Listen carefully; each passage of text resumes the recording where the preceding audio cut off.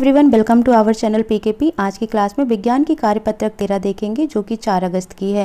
प्यारे बच्चों, आज की क्लास में विलयन करेंगे, बट इससे पहले अगर आप चैनल पर नए हैं तो चैनल को सब्सक्राइब कर लें ताकि नेक्स्ट वीडियो की नोटिफिकेशन मिल जाया करे। सो स्टार्ट करते हैं क्लास को। विलयन, विलयन का मतलब सोल्यूशन। जिज्ञासा दीदी, ये विलयन क्या होता है? ज्ञान भैया, 2 या 2 से अधिक पदार्थों के समांगी मिश्रण को विलयन कहा जाता है। जैसे अगर हम चीनी और शुगर यानी चीनी और पानी को घोलते हैं तो क्या बनता है? शरबत बन जाता है। तो ये शरबत क्या है? विलयन है। ठीक है, जिसमें 2 या 2 से अधिक पदार्थों का मिश्रण होता है। तो 2 या 2 से अधिक पदार्थों के समांगी मिश्रण को विलयन कहा जाता है। जैसे चीनी का घोल, टिंचर आयोडीन, वातित पेय और पीतल इत्यादि। एक विलयन के 2 भाग होते हैं। जैसे ये विलयन बन रहा है तो इसके 2 भाग हैं, एक है विलायक और एक है विलेय। विलेय जैसे चीनी हो गया जो थोड़ी सी मात्रा में है, विलायक जो अधिक मात्रा में होती है जिसमें चीज़ों को घोलना होता है। विलायक क्या है? विलयन का ऐसा घटक जिसकी मात्रा विलेय से अधिक होती है। देखो, जैसे ORS के विलयन को बनाने के लिए पानी में चीनी और नमक घोलकर तैयार किया जाता है।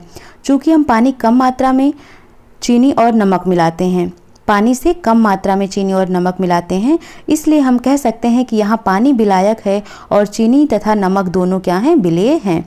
तो जो छोटी होती है जैसे कि चीनी हो गई, नमक हो गया, तो जो कम चीज़ें हम मिला रहे हैं वो विलेय होता है और जिसमें मिला रहे होते हैं वो क्या होता है? विलायक होता है।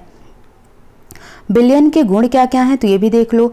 विलयन एक सामग्री मिश्रण होता है जिसकी बनावट एक समान होती है और अस्थायी मिश्रण होता है।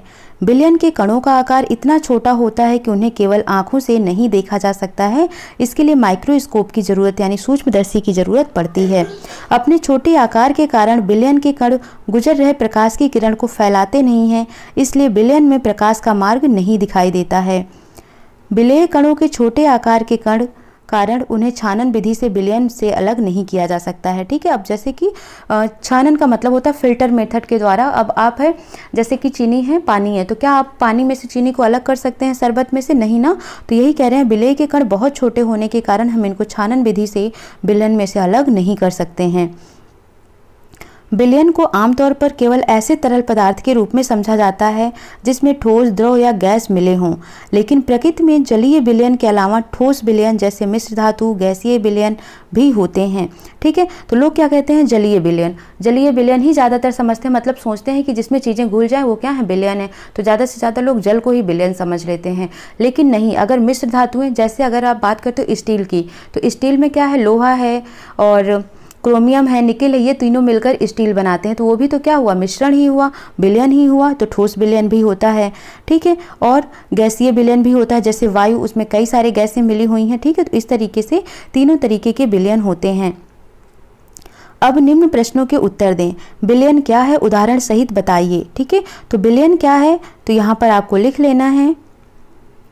2 या 2 से अधिक पदार्थों के सामग्री मिश्रण को विलयन कहते हैं, जैसे चीनी का घोल, टिंचर आयोडीन, वातित पेय और पीतल इत्यादि।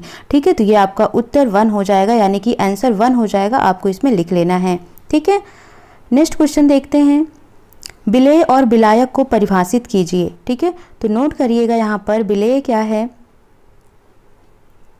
विलायक विलयन का ऐसा घटक है जिसकी मात्रा विलेय से अधिक होती है।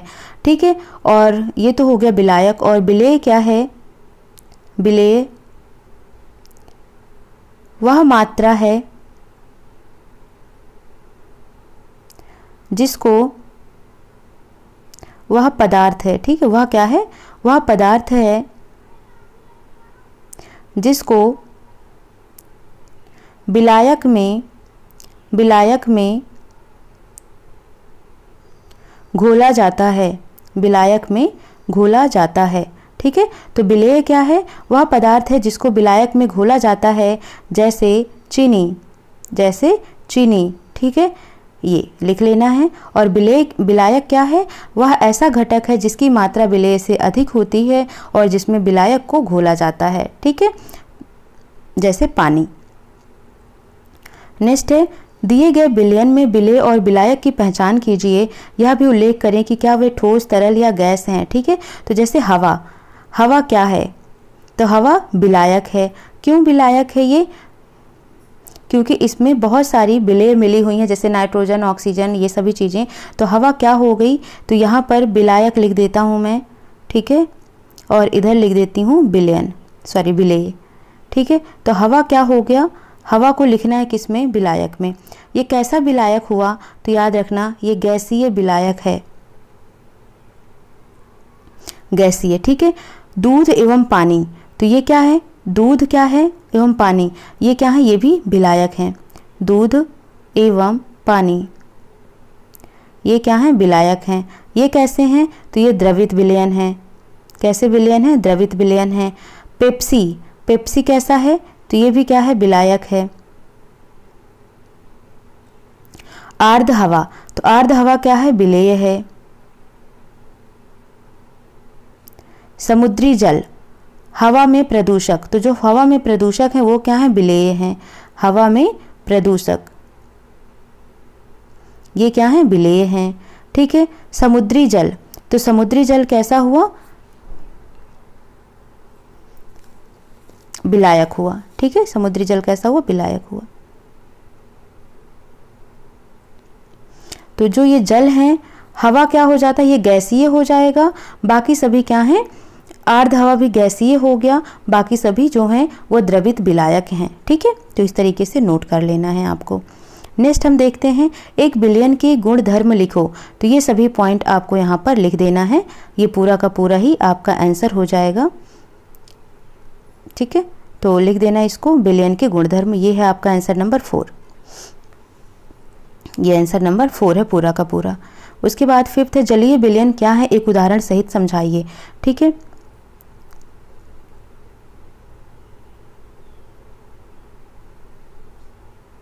तो इसको ऐसे लिखिए, वह तरल पदार्थ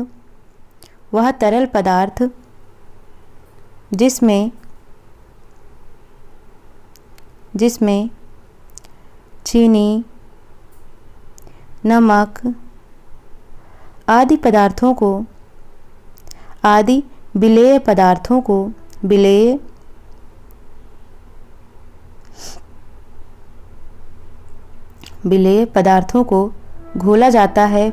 को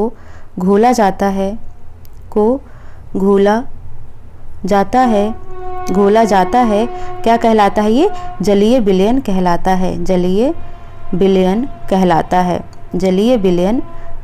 है, ठीक है। नोट कर लेना। उदाहरण दे दीजिए, जैसे उदाहरण सही, जैसे चीनी और पानी, ठीक है, इसका आंसर हो जाएगा। तो क्या लिखना है आपको आंसर में, यहाँ पर देखो, वह तरल पदार्थ जिसमें चीनी, नमक आदि विलेय पदार्थों को घोला जाता है जलीय विलयन कहलाता है, जैसे चीनी और पानी का घोल, ठीक है। आई होप आपको समझ आ गया होगा। सो मिलते हैं नेक्स्ट सेशन में। Thank you for watching.